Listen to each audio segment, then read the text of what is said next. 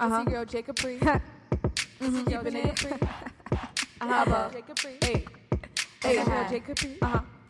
Hey. Pass me a coffee, it's 8 a.m. Pass me some Henny, it's 8 p.m. Pass me a drink, I'm about to be frank. Me and my friends, we about to link.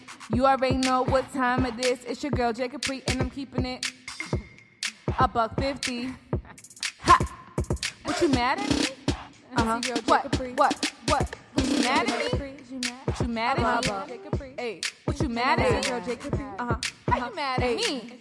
How you mad at me? Hey guys, it's me, your girl J. Capri, and welcome to my podcast.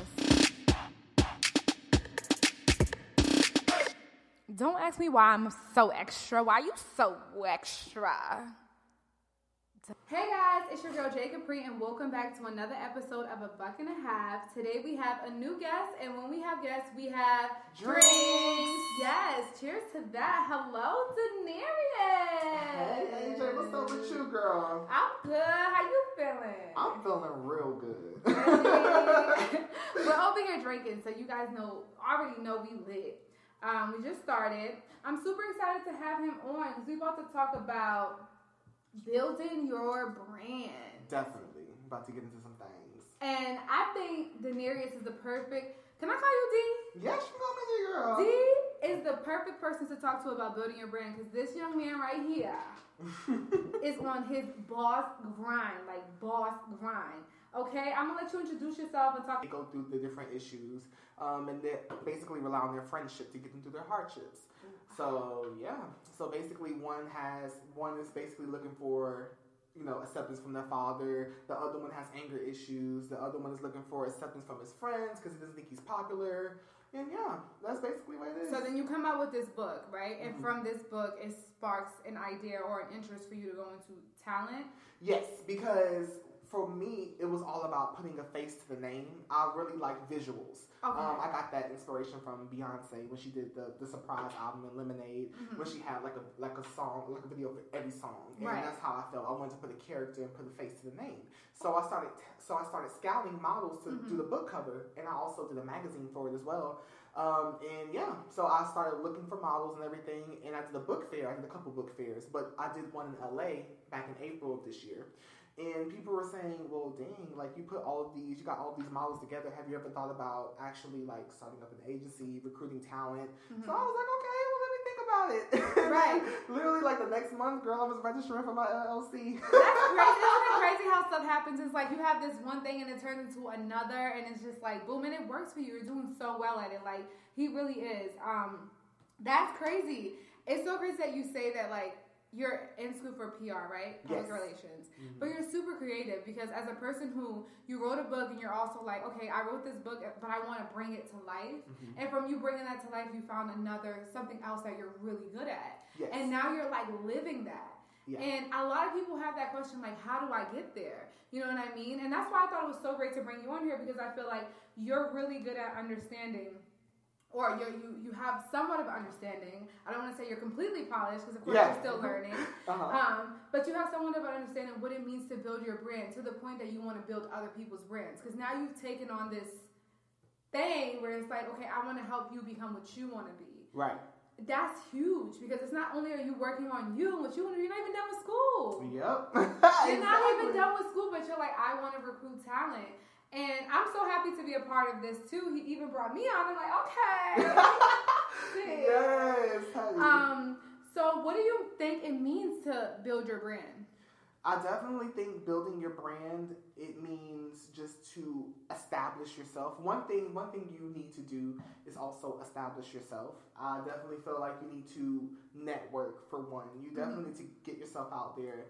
Even if it starts with just business cards, just get your business cards, and it could have something small. Like, on my original business cards, I had actor, but of course I had my Instagram where it would link to the Heights agency and everything, but they were able to see it. But like now that I know, like, okay, talent recruit and, doing the agency is my calling, I have to switch it up. But start with something small. Like, you can just take one thing and, like you said, just build into another.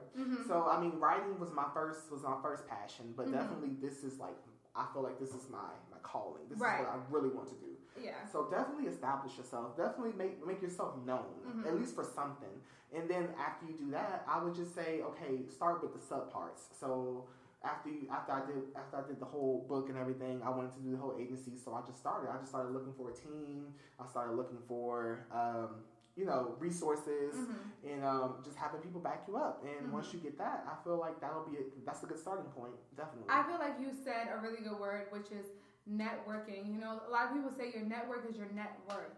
And I feel like people really underestimate how much people need people. You know what I mean? A lot of people are like, oh, I can do it on my own, or like, you know, I have all these ideas. I don't want to share it with anyone. A lot of people don't want to share their ideas with you.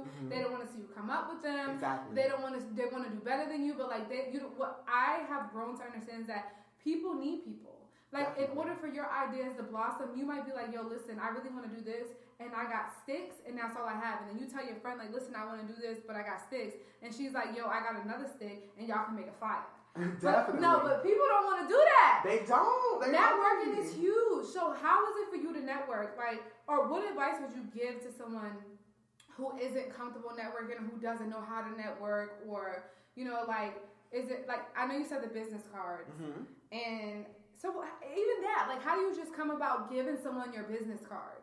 Well, definitely, I would say place yourself in a comfortable setting, because now that I think about it, like, I met you when you were working at the hookah lounge, and definitely I was vibing with friends and everything, and you were very welcoming. So if you see that somebody's being very like immersive and they're definitely giving you conversations, then I would definitely feel like that's the first step, is being comfortable. But also, people like to mask behind social media. So social media is definitely a great outlet. You can definitely present yourself in a way. I would say, even pull up your notes and pull up Microsoft Word and just run a template. Just run a template and say, hey, my name is such and such and such. I see your work. I see your content. Or I think you have potential. And I would like to bring you on for a potential project that I'm doing. I would definitely say just, you know, social media can be a very good outlet as well besides the business card, but definitely be comfortable. Right. Definitely place yourself in a comfortable setting. And a lot of people go behind Instagram or Twitter or Facebook. I would say... You have the agency, which is a casting agency, right? You cast models and actresses. What are your plans for 2020? My plans for 2020 is definitely solidifying the roster. I have... maybe at this shoot, it's going to be one model from the West Coast, but I have about maybe 11, 12 models on the East Coast, but I also have 4 on the West Coast.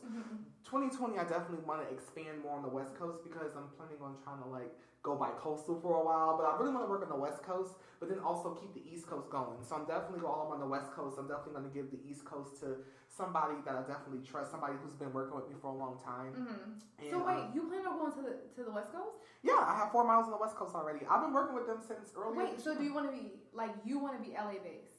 No, not LA based. Oh, okay. No, I definitely want to stay in Atlanta because Atlanta does have a lot of talent, which is what I'm noticing.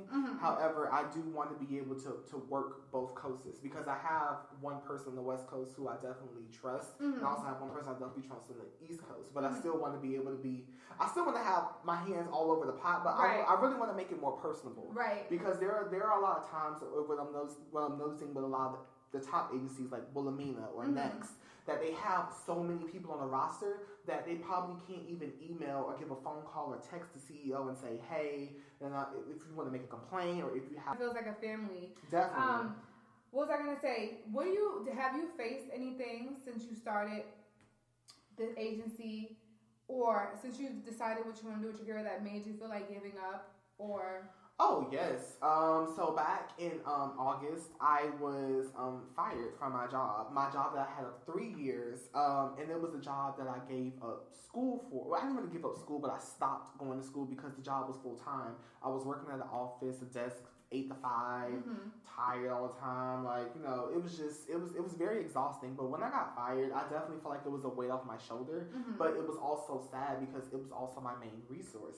However, definitely, I've definitely learned to pick up, like, I've learned to freelance. And definitely with networking, one thing that you do learn with networking is that people are willing to work with you. You just have to build that relationship with those people. And if you just present yourself as very trustworthy, as very honest. Yeah, definitely. It's just somebody who's just overall a wholesome, a good person.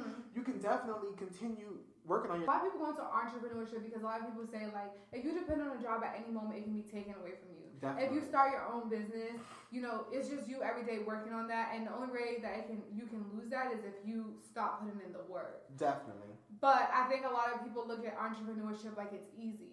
And that's something that also a lot of people don't talk about, like how it's really not easy to be an entrepreneur because you're actually taking more of a risk. You are. Than working a job. Definitely. You are. Like, girl, like, I mean, definitely, because, and honestly, it's more work. Like, definitely, when I was working my full-time job, I was working 40 hours Monday through Friday, and then on the weekends, clocking an extra 20 hours on my side hustle at the time. But now that I have made this full-time, and now that I've also gotten back motivated, I've gotten myself back in school, and I've just been learning how to work it. Like, you know, like, it's really ways for you to make money, even though, like, I'm not, like, definitely on somebody's payroll. Right. But it's ways to make money. Like, you can definitely freelance, you can definitely do this, do that. So I've just learned how to work it. Like with my, like I said, with my PR major, I've definitely learned. So now I actually have clients who actually do actual shoots and make actual money. So I'm taking commission from that. Right. And the commission that I'm taking is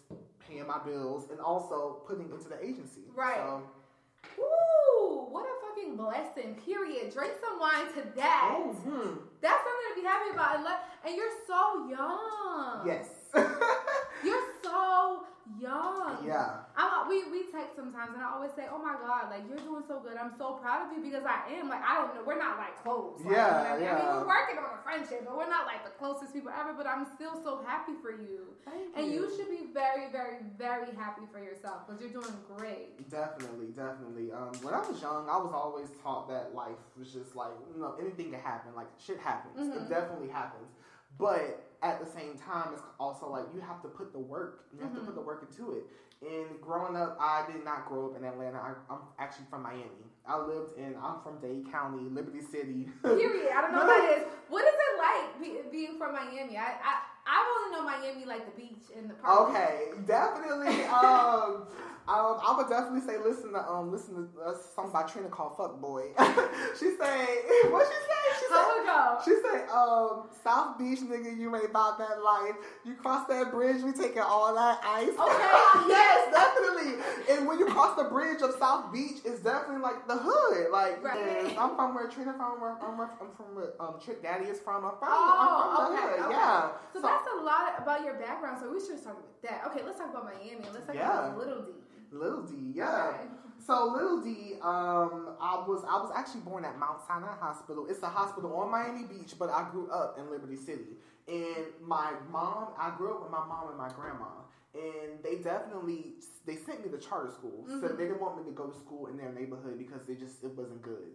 So definitely growing up in the charter school in Miami, I definitely learned how to be more diverse. Like, deal with more diverse different people, right? Of different races. It was definitely a good thing because a lot of people who you meet, like even when you go to like different places in Atlanta, like you know they have like the slang talk and everything like that. But being from like going to a charter school, they definitely teach you. Got that mix. Yeah, you got that switch. That hi, how are you? Yes. Nigga, what the fuck you just say? Definitely, I can definitely go from like somebody proper to a city girl. Definitely, you learn how to keep this. It definitely, Miami definitely was a great place for me because even though at the end of the day, all of being in the hood and everything, I was sheltered, I guess. And my parents definitely taught me that diction is everything. Learning how to speak correctly and just learning basically carrying yourself in the correct way. Yeah, all the parochial bullshit. Right. Definitely. No, same. I mean, my parents didn't tell me that, but I kind of went. I was always animated. Really?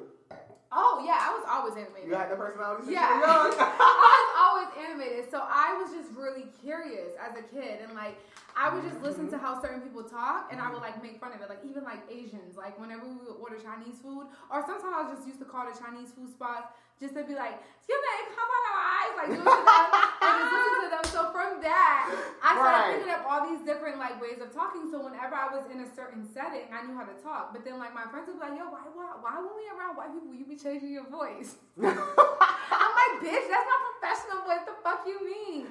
But that's not a good thing because a lot of people call me out on that.